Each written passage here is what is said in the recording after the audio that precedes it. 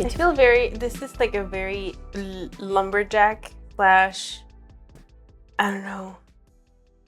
I mean, I like this shirt, but now that I'm looking at it like this, I'm like, is it too lumberjack for you? Is it too lumberjack? Is it too... Because I like the lumberjack look. It's something I mean, I like it too. And I think I like the combination of like chic lumberjack, urban lumberjack, something like that. But it's just like interesting to see it.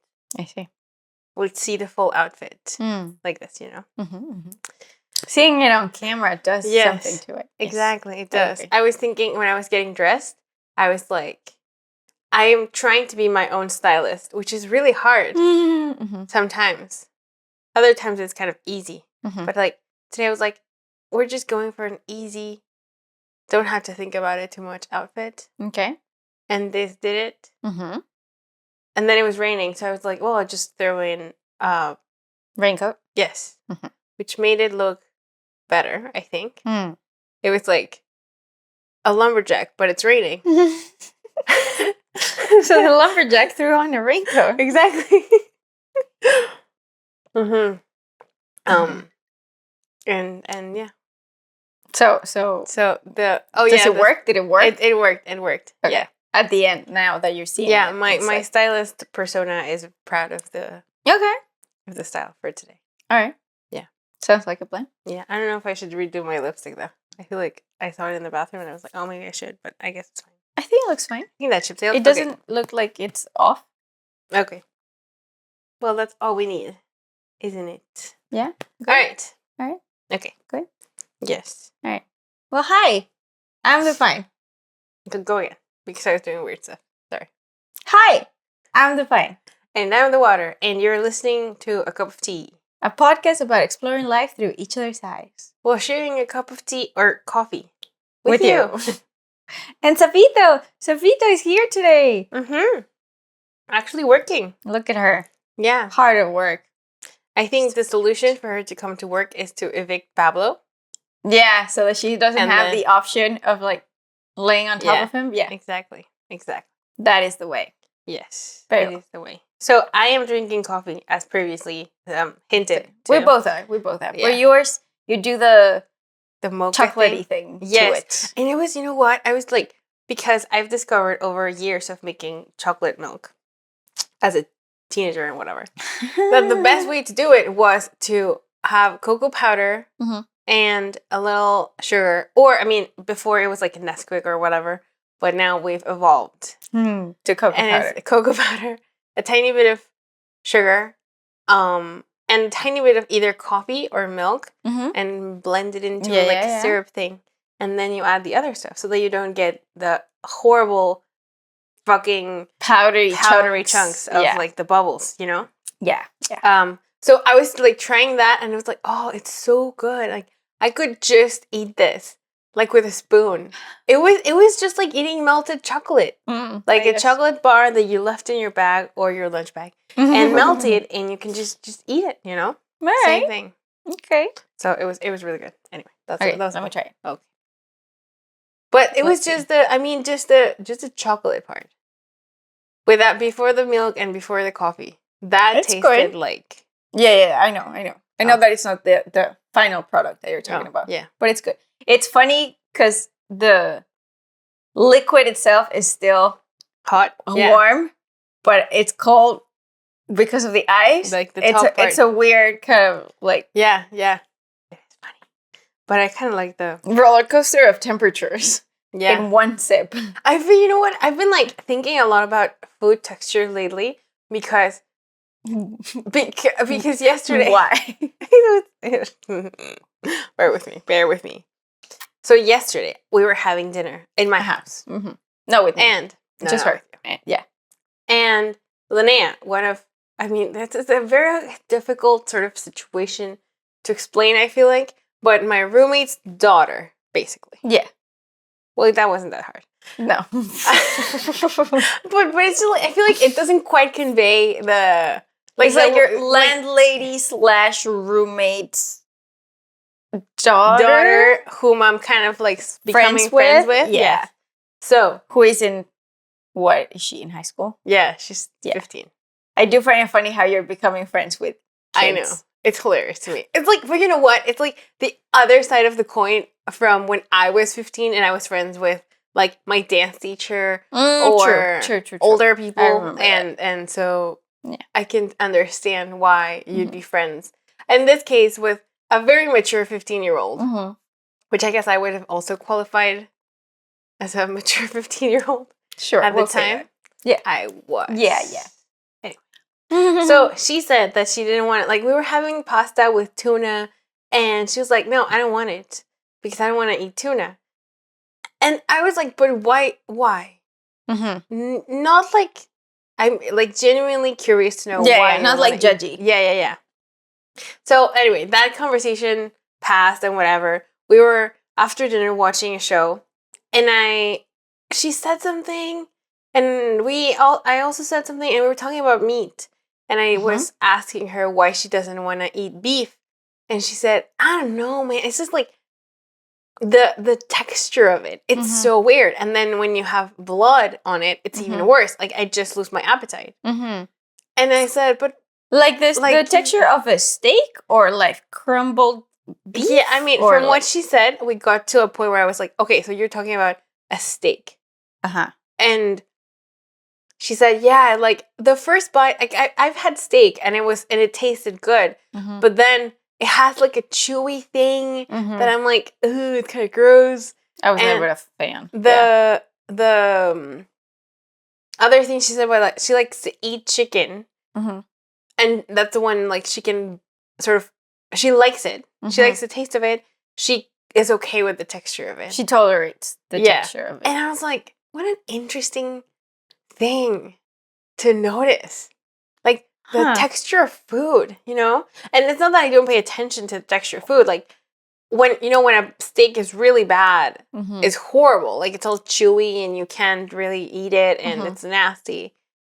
But paying such close attention to it is what caught my eye, kind of like, oh, I will, I'm not gonna just sit next time I'm eating and contemplate what every bit of food Which feels you like, could. but Might be a fun experiment. yeah. I was like, I'm curious about kind of doing that, not all the way, but yeah. Mm-hmm. So it was just interesting. Well, Interesting side note. I feel like if you're a picky eater, is because maybe you're oversensitive to the textures. That's kind of why, because I think your brother has the same thing of being super a picky eater, but also very fixated on My brother? her brother. Oh, okay. I was like, what? No. Yeah, her brother. Uh-huh. Mm-hmm. Which is, like an interesting, and it made me think of my brother too, because he was also a very picky eater, and he was like, no, avocado is disgusting. Philadelphia cheese is disgusting. Interesting. I mean, the avocado people, I get, but... Like, I think it's the mushiness. So, Like it's like, the... what? Yeah. Interesting. Like, it's not fully solid, it's not fully liquid, but he's fine eating It's like- Jell-O. I guess that may be because it's sweet. Yeah. I don't know. Because, like, Pablo also has an issue. It's, like, similar where it's, like, beans, mayo, avocado. Beans, right? Yeah. So and it's I think it's a texture texture thing. I think so. Wow. I think it's a texture thing. I don't know that it's a flavor thing. Wow. Because even with mushrooms, now that he eats them... mushrooms, I can understand the texture thing. Yeah, if they're very little and it's just like a flavor thing, I think it's not so bad. But if they're like big chunks, like slices of mushroom, and you can get a whole like taste of Mushroom texture in your mouth, then I guess that's the issue. Interesting. Yeah. Interesting side note to start the episode. Yeah, because what we're talking about has nothing to do... Well, no, I guess not. No. No. But okay, so I wanted, before we actually started the episode, I wanted to like take a moment Oh, wow. to no. I mean, just to say that this is something that's been on my mind a lot lately, and I feel like sometimes when we sit and talk about stuff here, it has a very performative component to it. What? Nothing. It's just me on the camera. I just keep talking. I'm just like, what is this? What's up? I don't know. Okay. Oh. And there's like a very performative component to it, I feel like. Very performative? Well, not very performative, but slightly performative. Okay, yeah, slightly like where we're talking to you. Yeah, exactly. Over there, and like opposite of a screen. Yeah. And this is something that I'm like genuinely like the texture thing where like I'm, like pregunta capciosa, curious about it. Yeah. Or hypothetical. This is more like honestly curious. Yeah. So I want to know what you're thinking about. Not so much like, oh, because we're talking with a camera in front of us, but like I would like to just pick your brain. My on brain? The topic. I thought you wanted to pick the audience's brain. I mean, I can also pick the audience's brain, like for sure. Yeah, like if you have thoughts on what we're going to talk about on the remainder of the episode, of course. What do you want to pick my brain about? On like, okay, so the topic for today was, my idea for this episode was, I've encountered lately, I've picked up more on people that seem to be very socially awkward. Mm-hmm. And so I've been in circumstances where I have to interact with these people. Mm-hmm. And I don't know what to do. Like I genuinely don't know how to behave. And so I feel like I enter into autopilot in a way. Uh-huh. And there's a part of me that would like to have like a genuine interaction, like a genuine connection with these other people. Individuals. Uh-huh. Yes. But it's so freaking strange, and it's very like I end up thinking more about, how do I end this conversation? Uh-huh. Rather than trying to be more, I don't know, proactive engaged? About, I guess more engaged. So there was this thing that Linnea also said to me, I think yesterday, we were talking about, I think somebody she knows. And she was saying that this person has like cross-eyed. It's cross-eyed. Mm-hmm. So you're looking, you're talking to them, and they're not looking at you. They're like this, right? So how do you look at them while you're talking to them? It's super weird. And so kind of what I was thinking about was like, okay, so is it less weird because it's not like an elephant in the room anymore? Like, does it stop being weird the moment you address it? So, okay, we both know that you're not looking at me because your eyes are like going sideways, So now we've jumped that, and we can have maybe. But you're talking right now an easy conversation about an unspoken. Yeah, I feel like exactly. I feel like they all like the situations that I'm thinking about, because I don't want to pinpoint particular people. Yeah. Are all about things that you don't mention.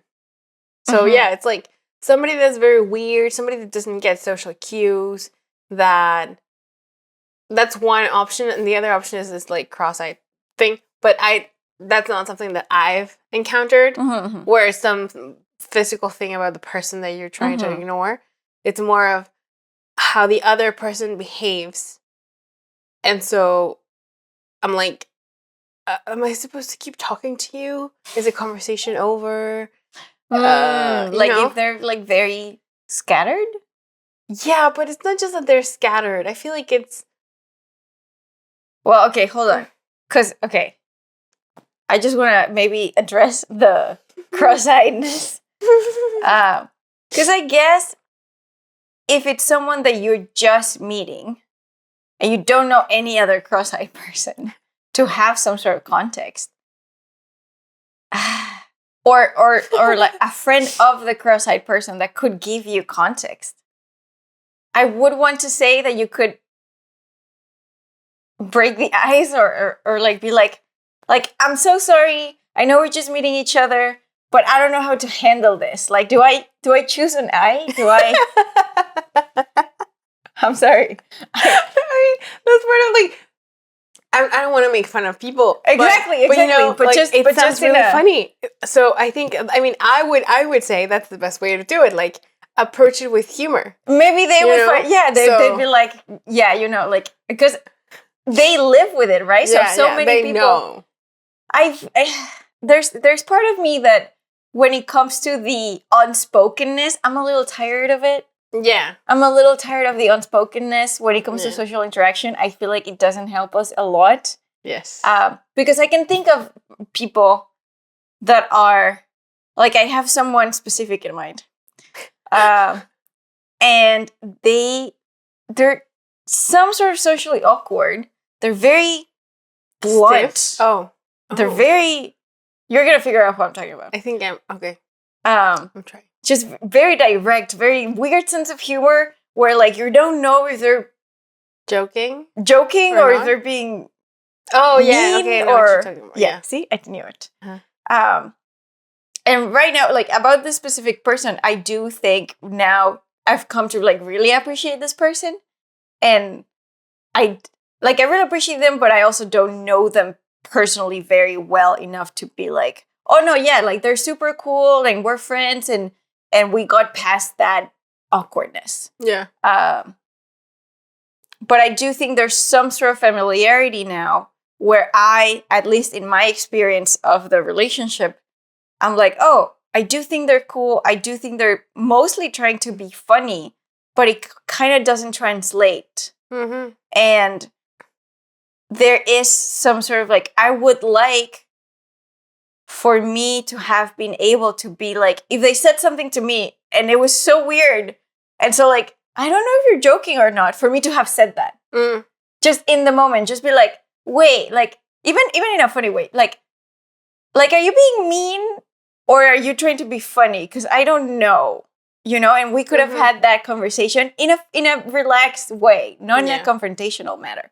But I wish, instead of my reaction, because usually my reaction is to, like, or at least with this person specifically, and also because it was like a bit of an authority figure to me, then it's like, oh, like, I'm sorry, like, you know, but not like laugh it off. Yeah, not just laugh it off, but I feel like, and I also think there's a little bit of language psychology in it, where it's like, I feel like if I was in Mexico and this strangeness was happening with a person, like a Mexican person, I feel like I would have been more comfortable in being like, wait, what?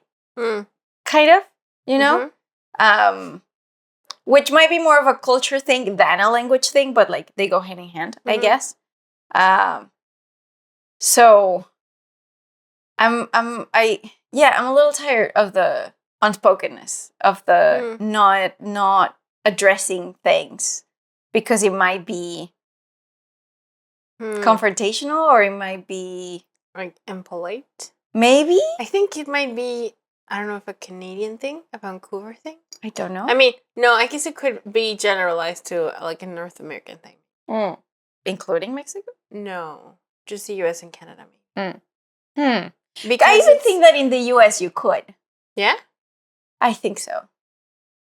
Well, yeah. Yeah, people are more like golden retrievers.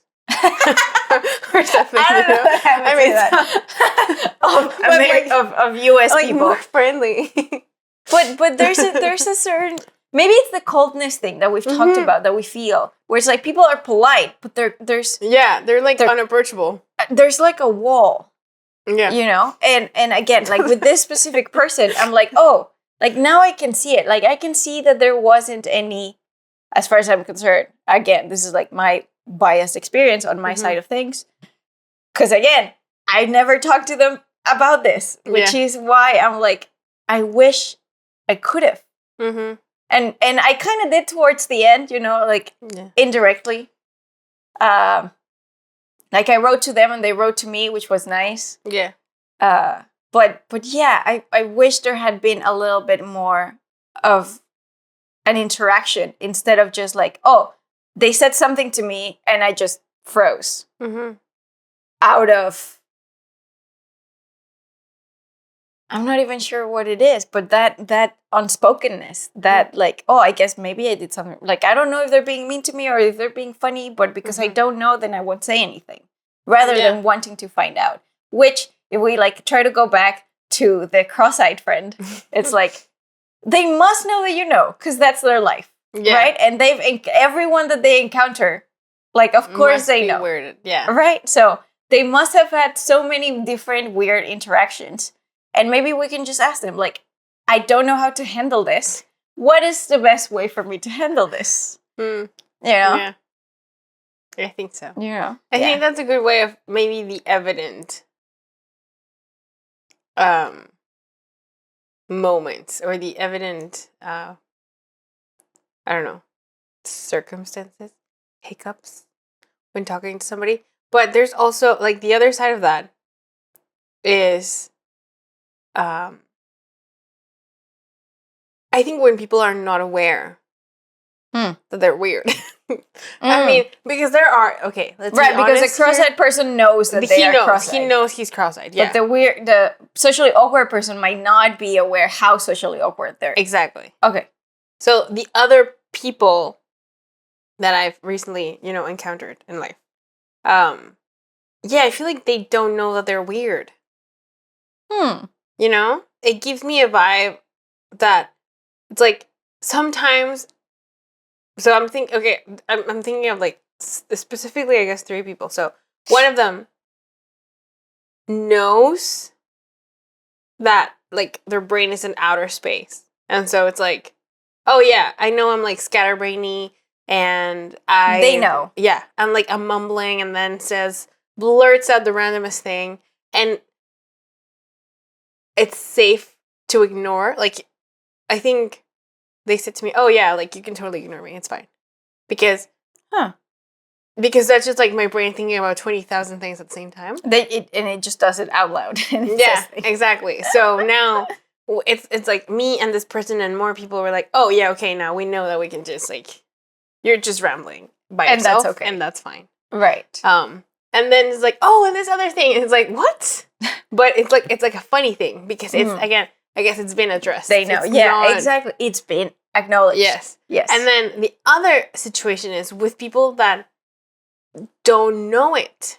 I feel like they don't know that they are odd, or that they don't quite follow. That's what I mean, like social cues of.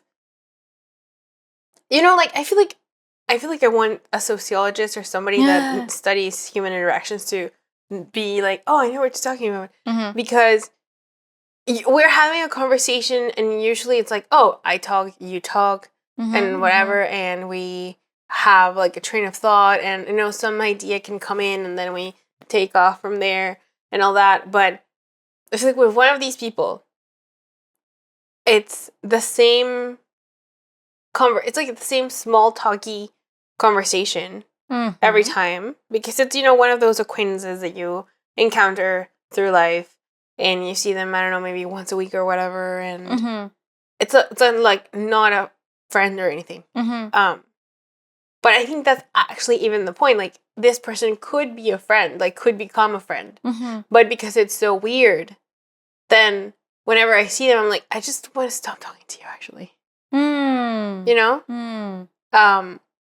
Because I don't think this is necessarily a bad person, but it's so overwhelming in my brain the moment I'm talking to them that I'm like, I, like, abort mission. What is it that makes you feel that way, though? That it feels, on the one hand, like I'm doing most of the talking, and I don't mind being a chatterbox, which I can totally be. But it's like I'm always saying the same thing over and over and over again. Because there's no development in the interaction or what. Like, there's no deepening of, I don't know, if interest or in or the conversation doesn't go farther away than the small talk stuff. Like, oh, how's your weekend? How's your trip to this place that I know you went to? How's your family or blah blah blah. But then it's like it doesn't go anywhere. The conversation doesn't go anywhere past that. So I could ask, oh, why did you choose this place to go on your trip? And the answer is like such a non-answer. It's like, oh, because I saw it and it looked cool and I wanted to go. And it stays very shallow. It doesn't, I feel like, allow for more. Yeah. You know, for like no curiosity, no wanting to know more or something like that. I was wondering about this because our new friend who went camping with us and who we've known for like, I want to say, we met her once and then we took her camping. Exactly. Oh, Pablo made a joke about it. I think it was before the camping. At some point, he asked me, "Oh, who's coming?" And I was like, "Oh, this person can come, but she's coming." We met her that time that Majo and I went climbing, and he was like, "So you guys met her once when you went climbing, and now she's going on a camping trip with you. It's a good thing you guys are not psychopaths." I guess. I know. I thought the same thing at some point. I was like, she could totally murder us, and I think Pablo was thinking that we could murder her. Yeah. Yeah. We should ask her. We should totally be like, so how did you feel? Yeah. Because I was thinking about it in the car. I was like, I mean, nobody's saying anything. At some point. I did not notice that, but okay. It was just like, a passing thought. And I was like, does she feel weird? Because I don't. I didn't feel any sort of... No. I think that was the vibe that I got in general. Like, it was pretty chill throughout. And even when we joked at the end of the trip, we're like, oh, she was like introduced to us. Like, bam, Yeah. But she was such a good sport about it. She was. So yeah. We're a fan. We're a fan. And I mean, I'm trying to think of circumstances where I'm like uncomfortable being in silence, but I think they're very rare. So it's not about being uncomfortable. Like, it's not uncomfortable silence necessarily. I think it might be more of a how to talk to this person thing, or how to, because, and the same thing with the other circumstance I'm thinking of, like this other person that I'm thinking about that is super odd, feels like to me, because it's either they are completely like secluded, don't talk to anybody, stay on their own, or they are like I don't know if it's social butterfly, but they are like, oh, guys, do you want to do this? Do you want to do this other thing? It's like a full on from 0 to 100. Yeah. And there are times when it's like a group of people and everybody's like, no, you know what? I don't know. Like, I don't want to play. I don't want to hang out. I don't want to do whatever.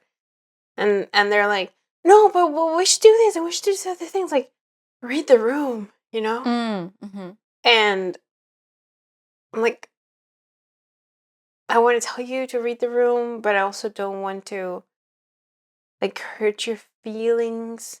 But it's not just the feelings, it's also I don't want to deal with like a meltdown or a drama situation. So I don't know what you can do with this information that I'm giving you, but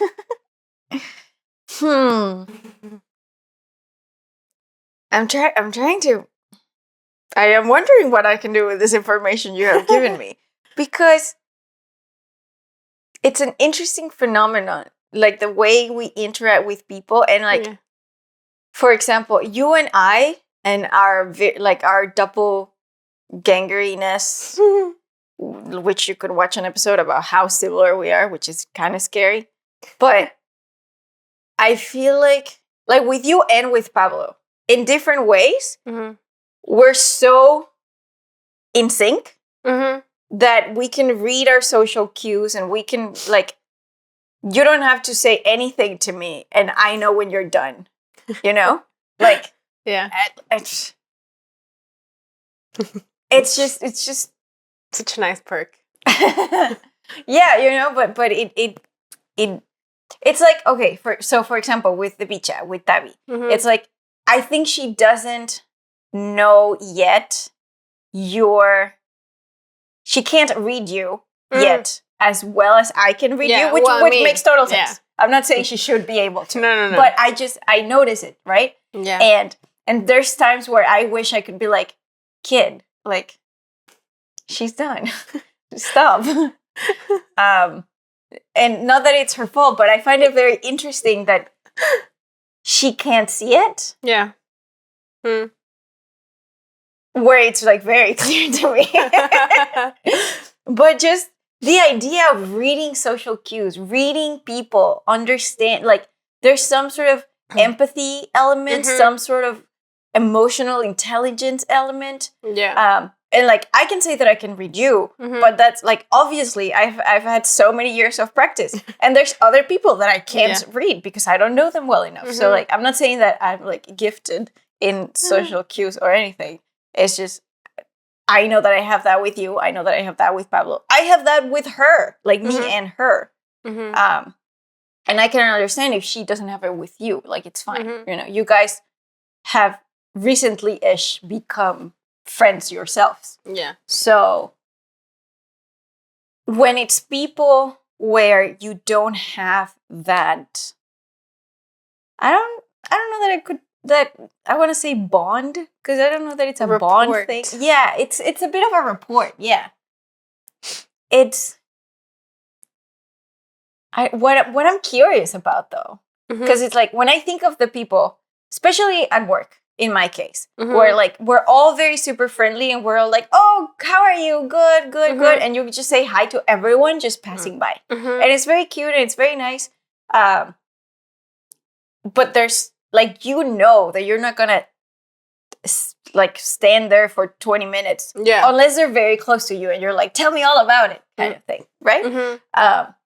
But when I think of the people that there is similar to what you were saying with one of these persons, then like, I understand. I know I've had that experience of, hi, how are you? Good. How are you? How was it? Good. And then like, I've tried to make a little bit more conversation and be like, oh, like, how's it going? What's happening? What are you doing? And there's barely anything back. Yeah. And what I'm more curious about is like, why it bothers you so much. Because, I don't know, it just annoys me when I can't get out of the situation. Because if they're not giving anything back, I mean, I find it annoying because I would like to, I don't know if be friends necessarily with everybody, but, you know, to be friendly at least. But you are being friendly. I mean, I know, but I feel like I would like to have a meaningful interaction with people. And not every interaction has to be like that. Yeah. Like, you can have I don't know, the other day was kind of cute that, I mean, I guess it was meaningful though. So I don't know what I'm saying, but you can evaluate. So I went to the movies and I noticed that the guy that like reads your ticket had his name, and then I'd never noticed it, which is why I was like, oh, then had Shutter Island. It's like, oh, so that's your favorite movie. I'd never noticed that. Oh, and cute. He was like, yeah, Shutter Island, it's phenomenal and whatever. And so we chatted for like 3 seconds about how amazing Shutter Island was. And that was really cool. And I was like, you know, I don't need to sit here for like 40 minutes and whatever and have a conversation. To have a nice interaction. Exactly. So it's how to have those nice interactions, I feel like, in general. Yeah.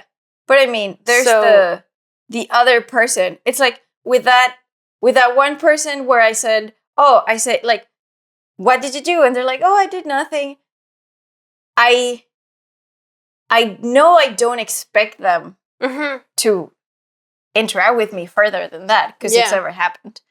And I'm going to assume that you understand that the other person might not be available to like go into whatever it is that you want to go into. No, like I think that's part of the thing.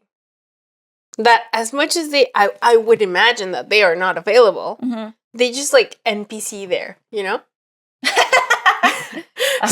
So I'm like, well, you're clearly not leaving. No, but available socially, emotionally. Well, I guess so. Not in a, I need to go, bye. No.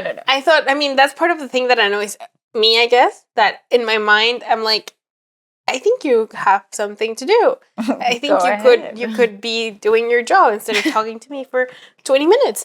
But you're still here. So I'm like, you're here. You're still kind of hanging out with me. But you're just like NPCing over there, you know? Like not saying anything. It's not even, I don't know. I mean, I feel like I'm blowing it a little bit out of proportion also by saying it like this, but like I could be just doodling or whatever and I'm fine, but dilly-dallying. But I feel like or like the interaction is not completely over. There's no bye. But but there's like, so it's like a limbo. Yeah. What do I do now?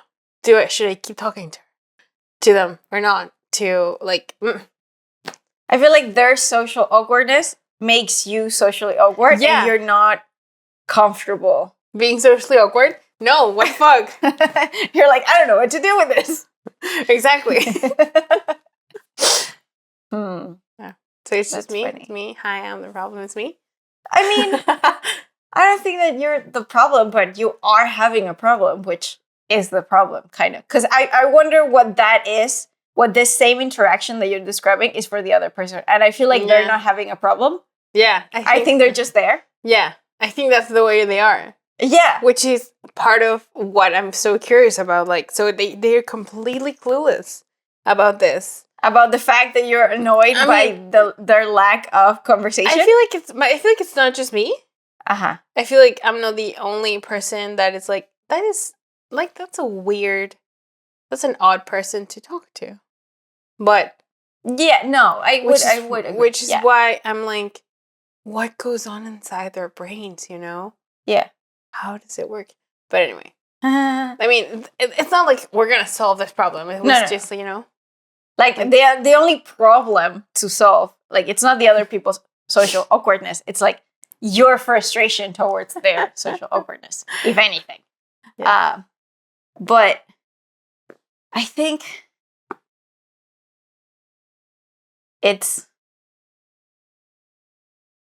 I don't, like, what do you do? What do you do with this? Exactly. I feel like just you know, whatever, let it go. I guess, because like, avoid the person. Have you? I feel like the solution. I mean, not that it's a solution. Yeah. But what ends up happening is like, it makes me feel like I'm 12 years old, and I'm just laughing it off with other friends about how weird these people are, which makes me. I don't love it. It feels very assholey, like as if I were mocking them, which I'm not. It's just. You're feeling that because we're talking about it? No. Okay. Like, that's the kind of vibe I get sometimes from these kinds of situations where, like, that was so, like, is it me or are they just weird, I see, you know? I see what you're saying. Yeah. Anyway, what were you saying? That's a good question. Has it happened where you just stand there with this person? Yeah. More than once. And what happens? Right, but at some point something happens. Well, that breaks it off. Normally I just go. You go. Yeah. Not the other person? No. So the other person's just NPCing? Yeah. With you. I feel like, Not saying anything. No, yeah. Well, maybe they're just okay with that. I guess I'm super comfortable to be around. I don't know. I guess so. Is she? I am. Yeah, I think maybe they're just in. Let's say that instead of like social awkwardness, it's like social low maintenance. Interesting.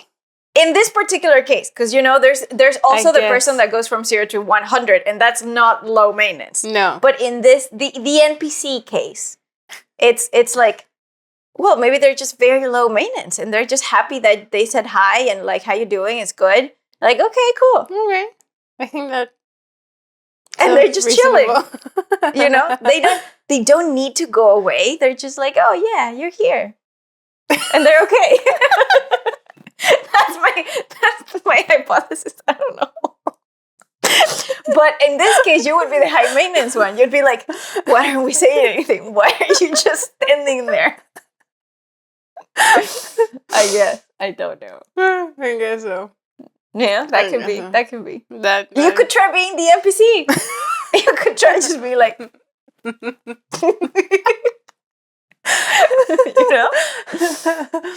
Yeah, I guess.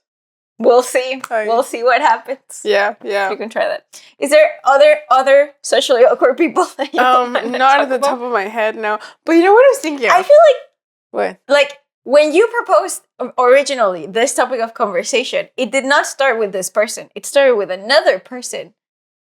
Yeah, it did. It started with the high maintenance, like the 0 to 100 person. I was thinking of someone else. Adjacent to the 0 to 100.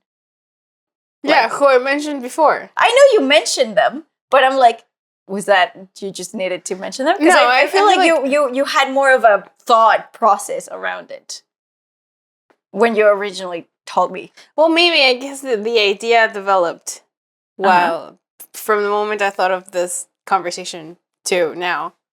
But we've already covered what that was? Yeah, I think so. Oh, interesting. Because I mean, with the person that you're thinking of, it's more like the fact that it's been addressed. So then it's so that makes it different. Yeah. But there's I feel like there's the I don't know. I just like direct people, and I feel like this person is very direct, so you can just say it. And it'll leave perfectly fine. And the NPC doesn't feel very approachable. Like, yeah, because like, how do you address the NPC-ness? Yes, exactly. But then maybe to a millennial, you could address the NPC-ness, or maybe a Gen Z. I feel like maybe you could be like, "This feels very NPC. I don't know what to do." Yeah, and they'd be like, "Oh, like that's just me." Yeah, I guess so. I guess so. But yeah, then the other thing that we were saying, because I plotted this episode in 3 parts. As I said to you. I was going to say yesterday, but it was not yesterday. No. Because the second part of it was that in this quest for meaningful interactions, I want to say. Oh, wait, hold on. Can you pin that without forgetting? Okay, because you mentioned like that you like direct people. And I had a thought very recently, like yesterday or something, about direct people. I don't know how or why I was thinking about this. But revisiting, maybe I had a dream. Revisiting one of my... Oh my God. I had a dream. I had like one of those your teeth fall off nightmares the other day. It was fucking horrible. But anyway, I hate those. Yeah, it was really, really bad. The teeth falling ones, yes. The point is that I remembered... I was thinking about like my time at the preserve. This earth? Oh. No, at the preserve. And I remember... So there were 3 people. And... Well, it's not necessarily just my time at the preserve. Oh, it's like it ties to that person that I was talking about with the social awareness and how they're very direct and how they're and I'm like, I don't know what to do with this. I was thinking about them recently, also because again, like I wrote to them and they wrote to me, and I was very surprised. I was like, oh wow, and my appreciation for them grew, and I was like, oh, like I'm sorry to some extent. But it was also my experience, like no ill intention. But I was like, I'm sorry that I guarded myself off of this person. And I mean, it was my suspicion earlier that they were not trying to be mean, that they were just socially awkward to some extent. But I was thinking about their directness and how, like, I noticed myself noticing how I appreciate them now. And I was like, that's funny that in my life, it's not the first time that I see myself appreciating the direct person that seems to be the bad one or the tough one. Like, it happened to me also when I was at the preserve, and there were 3 people sort of that were authorities to me. And one of them was very tough. Like, she was kind of like, our experience of her was that she was kind of mean. She would yell at you. She would just like say things in your face. And the other 2 wouldn't. And you would, and earlier on, it was like, oh, she's mean and these ones are nicer. But in the end, I appreciated the mean one more. Out of, like, I guess it's like when you look back and your hateful teacher was the best teacher, but anyway. A little. That I did have a similar conversation with Pablo. I think I asked him, like, oh, if you were a teacher, would you want to be a barco teacher? Would you let yourself be a barco teacher? So like a pushover teacher? Yeah, like the easy teacher. Yeah. And I told him about my psychopathology teacher who was so tough, but he was also like he had a magical balance of like joking around with us, but also being very tough in his grades. And there was a moment where he would just like, ha ha ha, and then he became very serious. And everybody was like, oh, he's in serious mode now. And I liked that because I think we never thought of him as a mean teacher. He was just strict. Yeah. But he was pleasant even. He was funny. Like a little. Yeah. It was very like that. So with these other people that were like authority figures to me, and they seemed mean because they were direct, and how I appreciate them. And I think it goes back to that, like, addressing it. The fact that they addressed it, the fact that they said the things, even though I thought of them as mean, ended up being a good thing. Like, ended up making me appreciate them more. Yeah. Which right now it's something that I'm like it's processing in my brain, in my mind, in my everything. And I'm like, so that directness, even though it might come off as mean, like, there's something good about it. There's some, like, let's address, let's acknowledge, let's say these things rather than, like, trying to be nice. Yeah, I think there's in a quiet, I guess. In a maybe more broad sense, I think. There's like a before and after, I feel like, for me, in the directness realm of interacting with people. Because when I first met one of my best friends from Sweden, there was this funny moment where it was me, another Mexican guy, her, she's Dutch, and a few other people. And then she said something to him. She was like, oh, blah, blah, blah, blah. And he said, oh, you're so mean. And she said, no, I'm just honest. And he was so appalled by that. What kind of thing did she say? I don't even remember.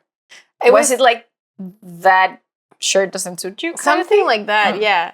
It was not just like a looks, an opinion thing. It was like factual, you know? Okay. And she said it like, no, I am just, being honest, like being straightforward with you. And after that, like moments after, we were having a conversation where I said, I know why he said you were rude. Because in Mexico, at least, we have this very beating around the bush attitude towards saying, let's say, negative or critical things to other people. So we don't say them just directly. We go around and find different million innuendos for saying it before we actually say it to your face. Oh, your face looks weird or whatever. And she was like, that's so annoying. And I thought, yeah, I know. I hate it. Yeah. And so that's kind of where we became friends, I feel like, because we were both like, oh, yeah, directness, beautiful, whatever. And then right now, which is really funny, in my, I guess, very European household, Yes. there's this thing also about being direct, where we actually have made jokes about it, like, oh, we'll just say stuff to your face. And at some point, I think, I don't know if I was talking to Mia, my roommate, or Linnea, or we were saying something about just saying stuff, you know? And I think it was that with Max, there's this exchange student That kid lives with you, yeah. who lives with you, and he's German. And I was saying something dumb, but like it was true, and he was like, oh, I'm so offended by it, but like mock offended by it because he knows that it's true, kind of. And it's just so chill, so that you can say peaceful that you can just say that. And there's also the other side of the critical, I guess, or the that you could get offended by when you hear something. Like, I'm thinking of me with this context of coming from a place where you sugarcoat things before you say them, where it's like, oh, I'm slightly hurt that you're saying this to me, but also it's true, so I need to hear it. I need to hear it. And I also, like, why am I so affected by it when you know, it's like it's either fixable or it's not fixable and I have to deal with it, but like, you know, it's life, so just embrace it and and move on. So I can understand like the bittersweetness of being direct, I guess, but I like it also. Yeah. Oh, I know you like it. That's why you're the asshole, but it's... But you know, sometimes I feel like I'm not. No, I know. I say that because it's more of a joke than anything else. Not the asshole thing. Oh, like, direct. about directness. Oh. Like, there are many times where I'm like... She's like, no, I am the asshole. I'm just not direct. Yeah, exactly. Where I feel like I'm sugarcoating stuff. Like, I could be more direct. Yeah. And I see that. I'm like, no, just say it. Don't sugarcoat it. Just fucking go ahead, you know? But anyway. Well, I mean, I guess it kind of depends on the person. And, like, which maybe it shouldn't, but maybe it should a little, like, because, I mean, I guess if you're European or you are, like, that's natural. That's, because it's not your culture to be direct, right? Yeah. So it's something that you need to somewhat learn so that you don't actually say it in a poorly manner. Where, like, it's one thing to be direct and it's another thing to be mean, right? So... maybe you're just trying to find the way to say it and you don't know yet what that is. Yeah, so, like, you know. Yeah. So what was part two of your 3-part plan for this episode? Was that you said to me on the other day that you were at work and this man came over and he started blabbering on about basically conspiracy theories, I want to say. Yeah, a little. And you very patiently listened to him. Yeah. And I felt it was like very, I want to say gingerly, but I don't know that the adjective applies. But it was, I don't know, I felt it was very wholesome, and it reminded me of why I started doing politics with The Boys. The Boys. Because it was, to me, about, in this place, in this moment we are in the world with so much hatred and so much bipartisanism. Yes. And, you know, I was like, if we just listen to each other, maybe this will get better. Yes. Can I give them, like, context of the story? Go ahead. Okay. Go ahead with the context. So, it was a beautiful moment where I was at work, and I work at a retail store. And in the store, there used to be a cafe, but then they, like, closed it because of the pandemic, and it did not open again. It's gone. Bye. So this man comes over to my register, and he's like, oh, there used to be a cafe here. Like, where is it? I'm like, oh, pandemic. It's no more. And he's like, the pandemic. Such hoax. and like, I could feel myself sort of like, what? But, you know, I was like, how do you mean? And here's the thing. Like, he did proceed to talk about a lot of stuff. He talked about the pandemic being a hoax because there's too many people in the world and it was kind of manufactured to get rid of so many people in the world. And then at some point it became about like politics and left versus right and what else did I tell you? Eugenics were somewhere in the mix, I Yeah, guess. yeah, with that was like about killing people. That was still about the pandemic.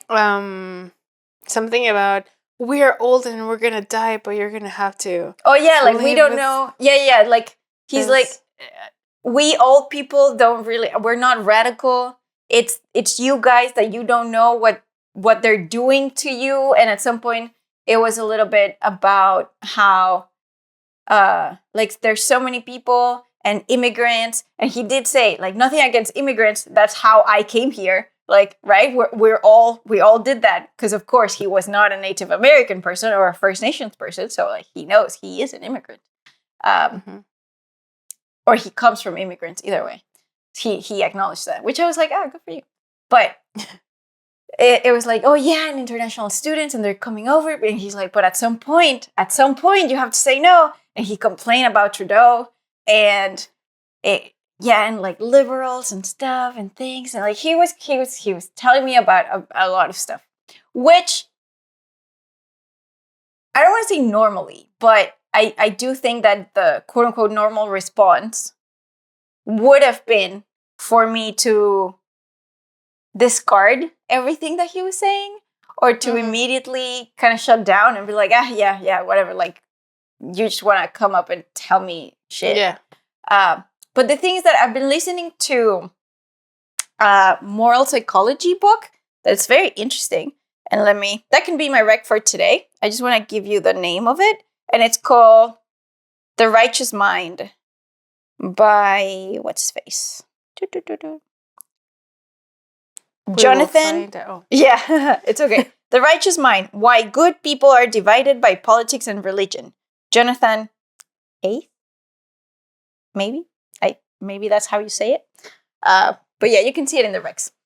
And what I'm really enjoying about it, like he goes on to say, like he talks about, there's a lot of information here. There's a lot of talk and like psychological studies and things, but big picture, or what I'm like, my brain is processing that I liked was, again, he talks about religion and he talks about politics. And he's like the left and the right, and the left have all of these things and the right is all of these things. And it's not what I appreciate and what I was telling to you is that he's not saying, oh, the left is wrong. Oh, the right is wrong. Or one of them is right. He's like, the thing here, guys, is the bipartisan issue. Like, we are so divided to a point where we can't listen to each other. We can't see. As soon as the other side is like, blah, blah, blah, blah, blah, we just don't, there's a wall. Yeah. Right? It's like when the guy first said the pandemic was a hoax, and I was like, "Rah!" You know, like there's an alarm going on inside my brain. But I like quieted that down and I was like, let me hear you. Because he says that which I do appreciate, he talks about how there must be, like, we need to understand the fact that both sides have legitimate concerns, right? If you go too far off to the right, there's going to be an issue. If you go too far off to the left, there's going to be an issue. But that doesn't mean that we are, like, conservatives have something to care about, and liberals have something else to care, right? It's like, if you want to be too liberal and progress and everything, maybe you forget a little bit of culture, or I don't know, but tradition. Yeah, but I'm like, there's some traditions that we can like get rid of. Yeah, but again, there is a legitimate concern, and it's about listening to those concerns and understanding where they're coming from. And when I was listening to this man, I wasn't just like, oh yeah, just say whatever you want to say, go on. Like I really wanted to understand. I really wanted to listen to him. I really wanted to know. And, you know, for all of his conspiracy theories, I am not an expert. I don't know what all the things. Oh, at some point he talked about the war in Russia and Ukraine. Oh, right. You also. said that. Yeah. So, it gives me, like, I feel like when you were saying that, it's not something I know enough to talk about. And I was thinking about that, and I also mentioned Dune. Yeah. Which is the third point of the topic. Which, I mean, this is like where I'm heading. So yeah, you're seeing the politics of it, and how he was saying like the masterminding of the world, and what I was thinking is there are indeed people that make decisions that affect a giant portion of the population in the world, and this concern that some of these people have, like this man, like my friends from politics, which if you speak Spanish or you want to learn Spanish, you should listen to, comes from, wanting to like understand, wanting to have a little bit of control over these global politics, like situations and the economy, and the circumstances that we live with, and it feels like I can understand him saying whatever he was saying about Ukraine and Putin and the hypocrisy, I think, is what the point of it was, of the West. And if you read the news, like the same hypocrisy with Israel and Palestine and that whole thing, like, so I think that's where, to me, it made sense to listen, to like take a moment and listen to these maybe fringy people who sound sometimes batshit crazy, but it's like, I think there's like a point to, just like stop, to like burst your bubble and step out of your ideology for a second, and give it the benefit of the doubt. To listen to somebody that might be on the opposite end of the political spectrum than you are in that. Something that I found very interesting in the book, the author talks about like 5 foundations. Yeah, I thought that was 5 moral foundations. And did you find them out? Yeah. So at first they talk about 5, and then they find out that there's a 6th one.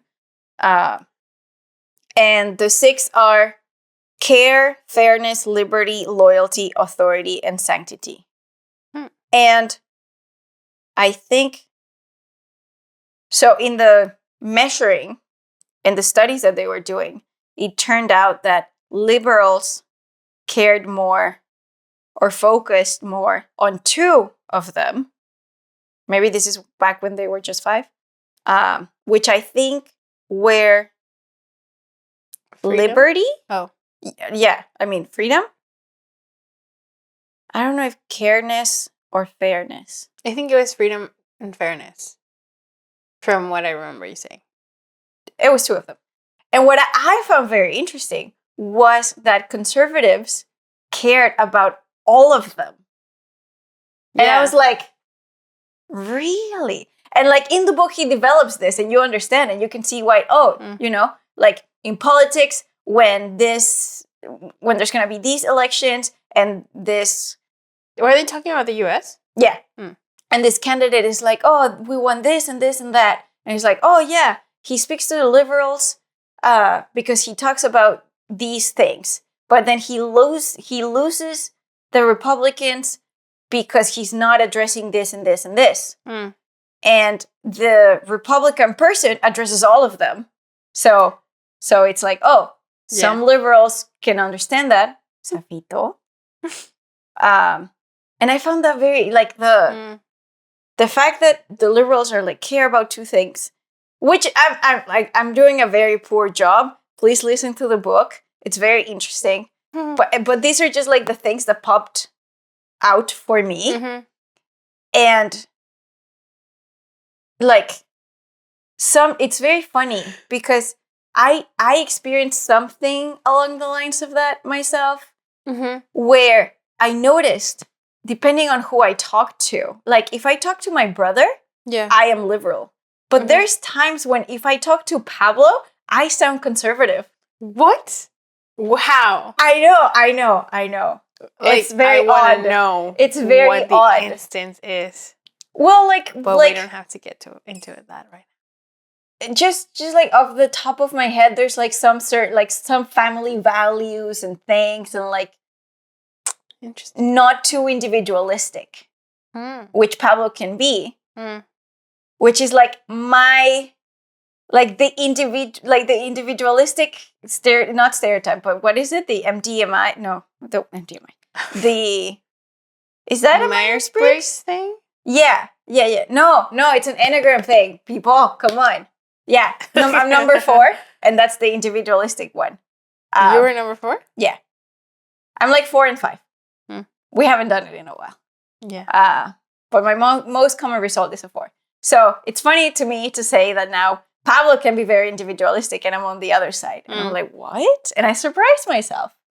But yeah, when I noticed that, of like, that's so, like, it's so uncharacteristic of my self-perception. Because yeah, I get, like, it totally makes sense. When I told you that I talk to my brother and I'm a liberal and he's conservative, you're like, oh, well, yeah. And the moment that I said to you, when I talk to Pablo, I can be conservative, you're like, wait, what? And it's interesting. It was very interesting to me to see that happen and see that I can have values and I can be on the other side of the spectrum and be like, I do care about these things. And it took talking to someone that takes it too far for me to notice that I can be over here also. So yeah, I'm very happy that I took the moment to listen to this person. And he was so nice at the end. Like when we finished talking, it was like a good 10, 15 minutes of him talking to me. And at the end, he was like, thank you so much for listening. And I genuinely listened to him. And I was like, yeah, no, for sure. And it just made me very happy. And I think we need more of that. Yeah. Don't you agree?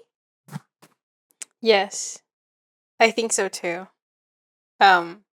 Which is, yeah, why, I mean, part of the, I don't know, I guess politics has been a lot of my brain lately, but because I watched Dune too, and I loved it. Yeah. I loved it. But the interesting part of it was, so I watched the movie,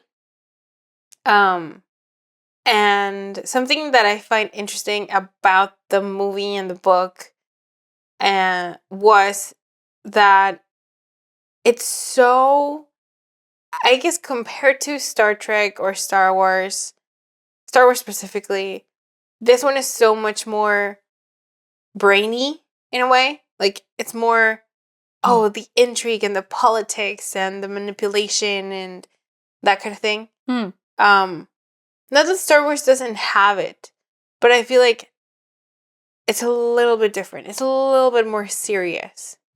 So it feels a lot more serious than Star Wars. Yeah. When I was watching the movie, I was like, man, these freaking manipulative, cunning bastards. Yeah. Especially with like the Lady Jessica. Basically, it feels like a very different thing than in the book. If I remember, which I'm not remembering very well, but I feel like in the book she was not that manipulative to the people. And here they made it seem, or like Denny made it seem more like she's the one that pushed the people into adoring Paul. And so it was a very sort of interesting exploration of politics and religion and how people believe stuff. And at the same time, I thought it was very interesting. And this sort of same, I guess, conservative, westernized view of the world a little bit from the beginning, like since I started reading the book and then watching the first David Lynch movie, and I would talk to Diego and Lugo, the Politics Boys, about it. We had this whole, I think we did it 1 or 2 episodes. Like it was like a special thing that we did for the show. about discussing. We made it like a book club, like a Dune book club, and talking about how it was interesting that it's a very Arab inspired world. Yeah. And the costumes and the like, if you read the book, the descriptions are like, you could be talking about some place in the Middle East with like the tapestries and the way the robes and the desert setting and all of that. And I was like, I find that very alluring, that it's not American, like your typical inspired? Yeah, exactly. Like, it's not the same setting that you're always seeing, you know? And so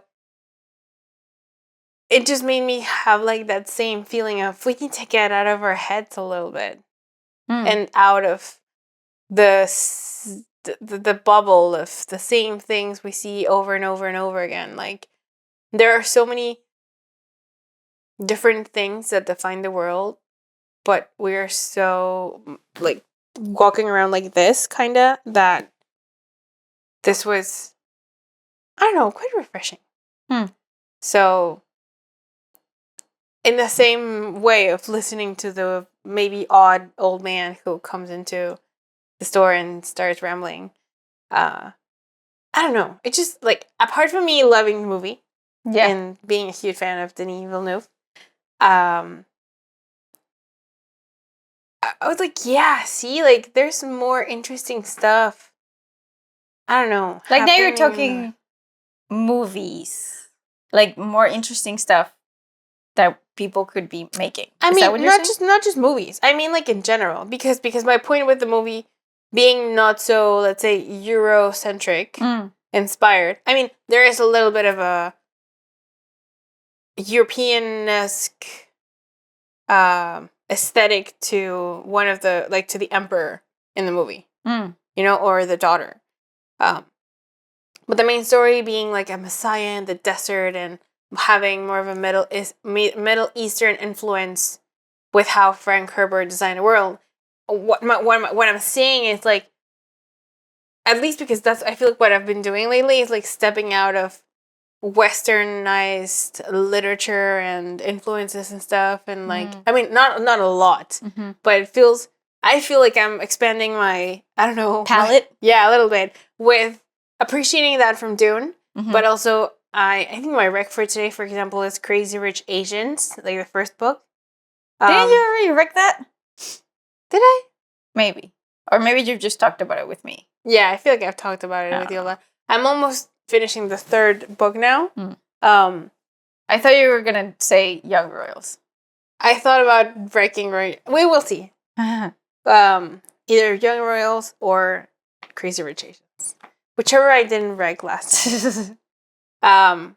So it's just, like, interesting, you know? Like, on the one hand, in this, going back to the old man rambling about political stuff, I feel like the media landscape is so densely packed with American information that I remember this from journalism class. There was this map of the world based on how much information came out of every country, and the biggest country in the world was the US. Right. And then, like, China was teeny tiny. Because it's like everything comes from the US. So we're so focused on it, like movies and and shows and newspapers and magazines and whatever, that we're so used to it. And so stepping out of that and, like, looking, and this is something, I don't know, that I feel like my teachers in university would say, like, oh, watch more Asian films or Latin American or blah, blah, blah, blah. And it's like, oh, yeah, I'll try to do it. But I'm so tired of it now. Like, I'm so tired of the American focused stuff that I'm like, yeah, let's read other stuff. Like, so the Western. I do feel like I've had this thought of, like, since we moved to Canada and having Canadian Netflix, I see much more international stuff than I did in Mexico. Really? Yeah. Not, like, when I was in Mexico, it's not that I was watching Mexican stuff. I was watching US stuff. And it's not like I've stopped. But even just noticing the like Netflix in Canada is like more Korean stuff, more Indian stuff is what I've noticed. Because even it was like my Tavi again was very into K-dramas anyway. So like that was the Korean stuff was in my radar already, but Indian stuff wasn't quite, you know. So it's very interesting, nice. It's refreshing. It's like it's cool, and I mean, I guess the book could be my rec, but also if we're double wrecking this episode, Pablo and I just finished the first season of Shogun in Disney Plus, and it's really good, and it's based on a series of books that now I'm like, oh, I kind of want to read them because they're all based in Asia, and apparently they're all about some sort of European person, maybe going into Asian culture. And Pablo and I have been watching it, and we're like, we keep sort of dipping our toes into a conversation about he has found it very interesting their culture when it comes to suicide. I can't say it. Suicide? Yes, I mean seppuku, basically. The Japanese? Yes. Oh. And because, like, I guess I won't. It's not spoiling it, but there is a lot of that in the show, and there's several instances where Pablo is like, "What is it with them and committing suicide?" And it's a very interesting sort of trying to understand or at least to me, I haven't sort of dived into it, but just the prospect of thinking of psychologically and culturally and anthropologically, just like what is their relationship with death and taking death into their own hands, and they're so, I don't want to say obsessed, but they value honor so much over life. It's a very interesting thing, and I think that the fact that we watched this show and that it has made me want to read the books, it's like I am very fascinated right now with seeing the non-Western stuff, seeing the it's a little bit like it's been too much. It's been enough. It's been, what are the other things? What are other people? And I don't know how much it has to do with the fact that we live in Vancouver and it's a very international place. Working with people from other places, and just, I feel like I have such an curiosity and appreciation, and right now, like, I think it's cool. Watch more stuff. Yes, exactly. This was, I don't know if this is exactly where I wanted to get to in my mental writing of the episode. Yeah. But I agree. Expand our brains. Yeah. Our content palettes. Yes. And I guess, I don't know, be low maintenance socially. Maybe. I guess. Or like choose who you could be high maintenance with. I don't know. Anyway, well, our recs have been said. Yeah. Leave us your thoughts. Yes. I feel like I fear a little bit if this was a bit of a difficult episode to follow, because there was a lot of like this person and that person, and they're like this and like that, and the fact that we didn't say any names, like person A, person B, person C. We could have said like John and Mary. Yeah, I don't know. But we didn't. You know, I will say, I think it was a Stephen King thing or something along the lines of one of those authors, saying, trust your audience. Your audience is smart. Yeah, you can follow. Yes. rewatch it if you got lost at some point. We're basically talking about this. No, just kidding. Like 3 people or 4, maybe. Yeah, But yeah, I don't know. in my brain, it made sense. But Well, of course. But anyway, yeah.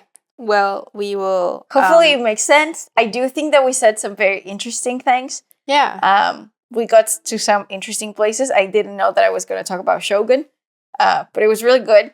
And yeah, I like if our final message is just, like give people the benefit of the doubt, listen to opinions that are different from yours, explore just different people and cultures and things, and be direct.